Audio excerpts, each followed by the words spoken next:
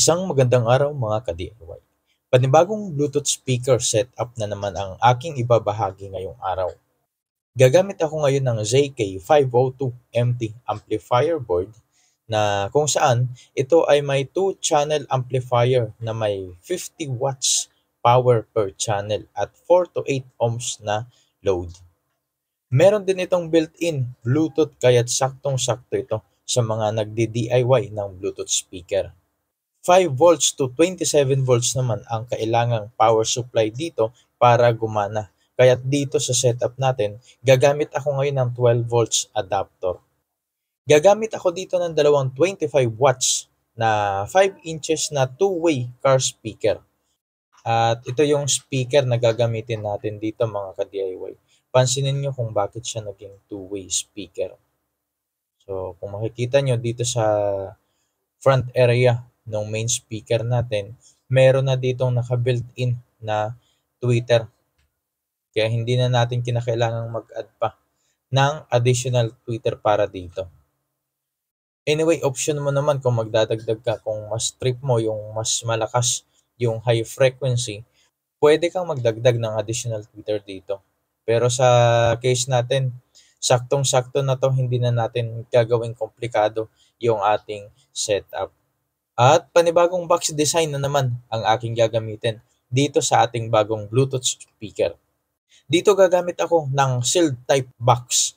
Pero naglagay ako dito ng passive radiator sa bandang likuran para magkaroon ng konting changes yung ating frequency response.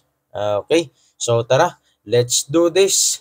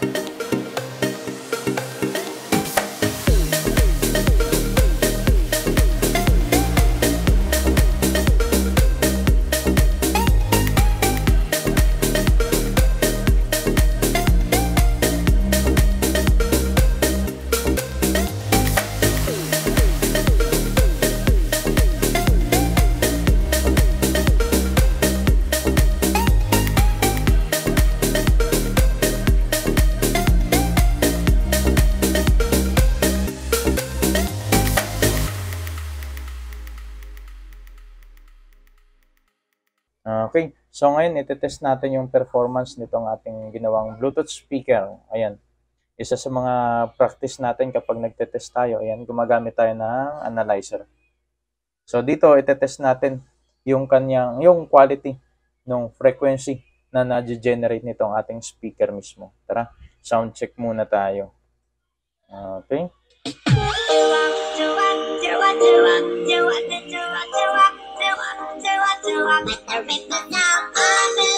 Wow, what you gonna say? Act like you really knew it. I thought that you and that's what's good for you.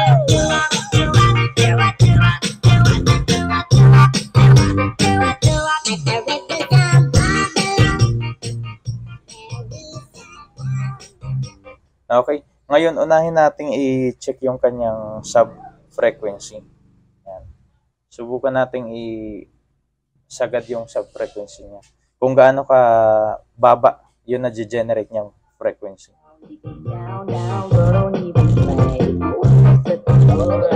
Kumakalampag ang speaker. So yan, dinag-generate natin. Almost nasa Okay, so sa ngayon gumamit lang tayo ng as in mga common na music. Wala tayong specific frequency na piniplay. So halos yung pinaka-low frequency natin halos nasa 100 Hz din. So good na yan. So medyo mababa na siya. Yung next test naman natin, yung kanyang high frequency. Itas nga natin yan.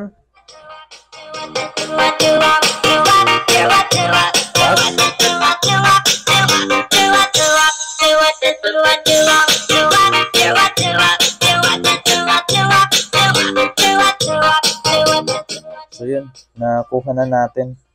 Halos tayo ay nasa 800 Hz. Ganun kataas yung kanyang high frequency. So ito yung ating sound analyzer. So, testing ulit tayo.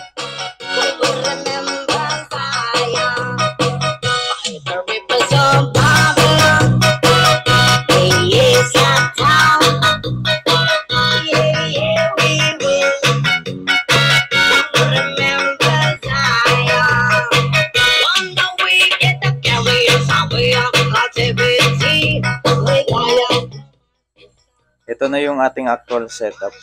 Meron tayo ditong power bank.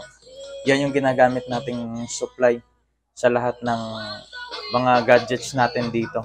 Kasama na itong ating bagong gawang Bluetooth speaker.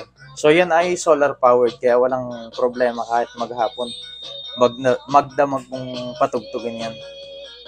Okay, syempre ang main topic natin ngayong araw itong ating Bluetooth speaker.